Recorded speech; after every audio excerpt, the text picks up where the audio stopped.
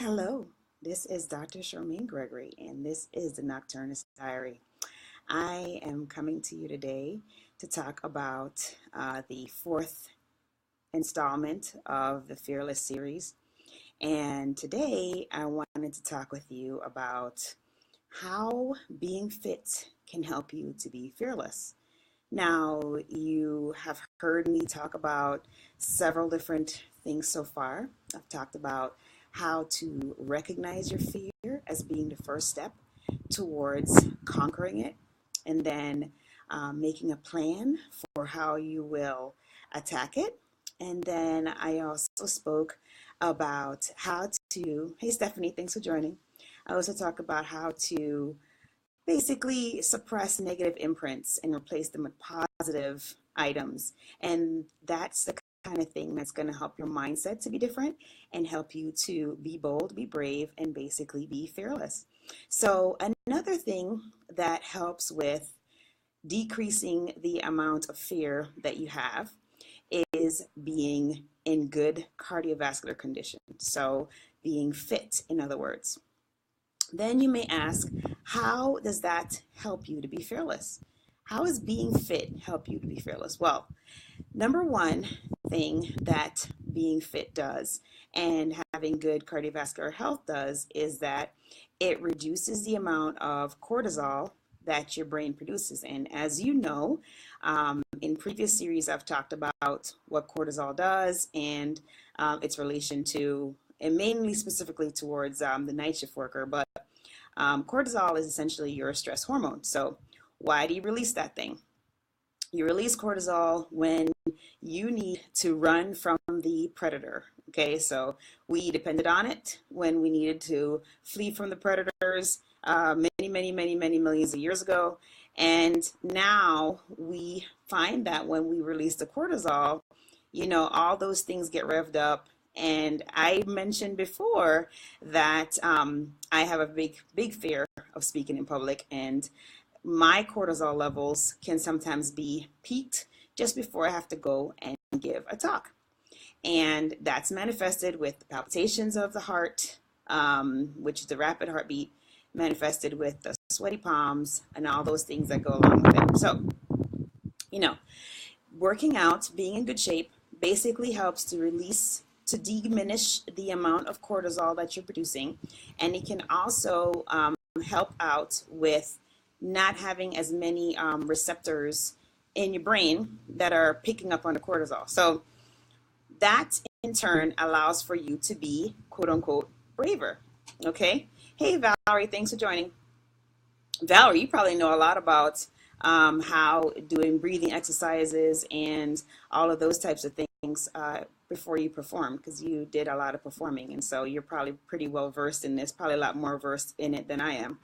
But so being in good shape. So what's the science behind this? So I basically told you the general idea, but the science, basically there have been a couple of studies, some of which involve people who do extreme activities like skydiving and other such activities.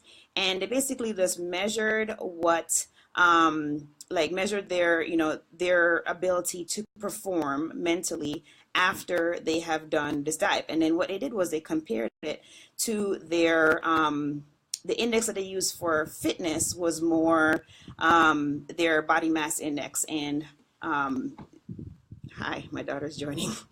Okay, their body mass index and just how in shape they were. So what they found was the skydivers that were in better shape, better physical condition, when they did the cognitive testing after they got done with diving, they did a whole lot. My name is Anna. Yes, they did a whole lot better. Whereas those that were in less optimal physical condition did not do as well. So that was just one thing. The other thing is, hey, Mama. Wait, Mommy will talk to you in a second, okay? Okay, Mama. Thank you. So the other thing is that, at Princeton, they did a study utilizing rats. And basically what they did was they looked at the rats, and they said they exercised the rats. They had the control group, and then they had the group that they exercised. And the group that got exercised, they noticed that that group had less receptors that responded to cortisol. So in other words, they did not have all of the stress responses that comes along with being fearful, and they were essentially fearless. Okay, Mama. Thank you. Thank you. Thank you. Mommy's doing a serious video. I'm doing a serious video. Okay. Thank you so much. All right. So that is basically it. So the bottom line is, if you get in better cardiovascular shape, if you practice things like yoga, you will find that you are more relaxed. You are better equipped to face your fear, whatever that fear is. And I keep bringing back up what mine is. Mine is obviously public speaking. So I'm constantly working on that. And even before I got on this broadcast, I had to take some nice big deep breaths and really try to relax in order to speak with you pretty comfortably, because I knew that there would be an audience, if not immediately, which there is currently, but if not immediately, that later on there would be one. So just that practice of, deep breathing, yoga poses that are going to relax you are just a stepping stone towards overcoming your fear. So being in great cardiovascular health and or practicing relaxation techniques like yoga are some of the things that are going to help you to be fearless and overcome your fear. Now, I hope that this was helpful to you.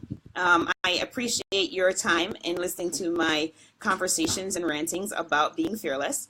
And I hope that you'll be inspired by the information that you're gathering here, and that you will feel compelled to leave a comment, which would be fantastic, or share it with a friend. That would also be greatly appreciated. So until next time, I hope that you will be strong, be brave, and unleash your greatness. This is Dr. Charmaine Gray.